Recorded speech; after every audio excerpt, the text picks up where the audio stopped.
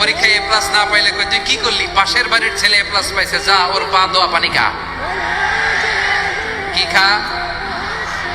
আমি ভাবছি যে পা দোয়া এ প্লাস পাওয়া ছেলেদের পা দোয়া পানির একটা পানির ব্র্যান্ড বানাইতে হবে, এরকম লেখা থাকবে এ প্লাস পাওয়া ছেলেদের পা দোয়া পানি। খাওয়া নাই, এগুলার খাওয়া নাই। ওরে আল্লাহ এ প্লাস পাওয়ার জন্য বানাইছে, আর আপনার ছেলেকে এই এ প্লাস গুলারে নিয়ন্ত্রণ করার জন্য আল্লাহ বানাইছে। ওকে দিয়ে আল্লাহ কি করবে আপনি জানেনই না। একটা এ প্লাস, একটা এ গ্রেড একটা মানুষের জীবনকে ঠিক করে দিতে পারে না। আপনার ছেলেকে আল্লাহ অন্যদিকে যোগ্যতা দিয়েছে। ওদের মনোবল ভাঙবেন না, খবরদার খবরদার।